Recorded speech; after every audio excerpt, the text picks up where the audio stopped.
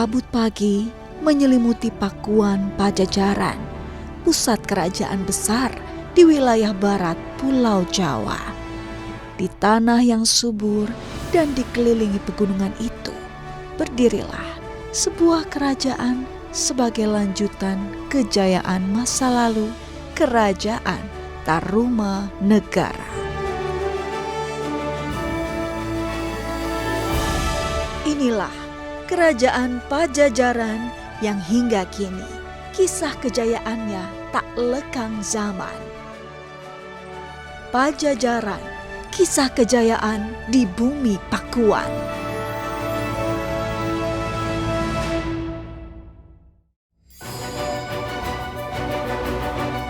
Kerajaan Pajajaran didirikan oleh Srijaya Bupati pada tahun 923 Masehi. Hal ini disebut dalam prasasti Sang Hyang Tapak. Sejak awal, kerajaan ini telah menjadi simbol kesinambungan sejarah dan budaya Nusantara. Kekuasaan kemudian diteruskan oleh Rahyang Niskala Wastukancana yang memusatkan pemerintahan di Kawali. Perjalanan kerajaan tidak selalu mulus. Pada tahun 1475, wilayah kekuasaan terpecah menjadi dua.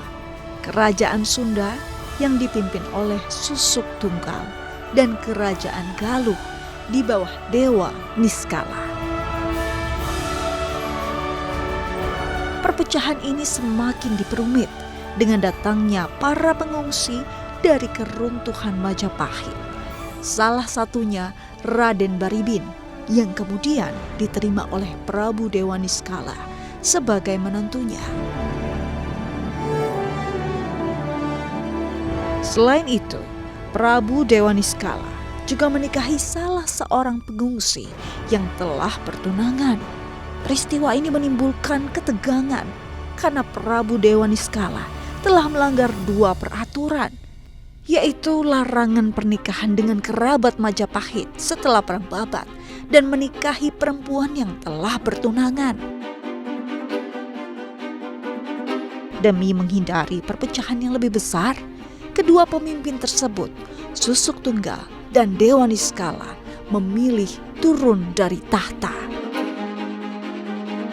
Kekuasaan kemudian diserahkan kepada Ratu Jaya Dewata yang kelak dikenal sebagai Sri Baduga Maharaja atau Prabu Siliwangi. Di tangannya, kerajaan Sunda dan Galuh kembali dipersatukan menjadi satu kekuatan besar yang kemudian dikenal sebagai Pajajaran. Masa pemerintahan Prabu Siliwangi menjadi puncak kejayaan kerajaan. Ia dikenal sebagai pemimpin yang bijaksana dan adil. Di bawah kepemimpinannya, kerajaan Pajajaran selalu dalam keadaan teratur dan tentram. Prabu Siliwangi memiliki kebijakan seturut wasiat sang kakek. Ia membebaskan penduduk Pajajaran dari 4 macam pajak, yakni dasa, calagerak, kapas timbang, dan paredongdang. Ia juga dikenal sebagai pemimpin yang memegang teguh kesetaraan dalam kehidupan sosial. Pertahanan kerajaan diperkuat dengan penyusunan strategi militer yang matang. Bahkan pada sebuah naskah Portugis, kerajaan Pajajaran disebut memiliki 100.000 prajurit dengan 40 ekor pasukan gajah.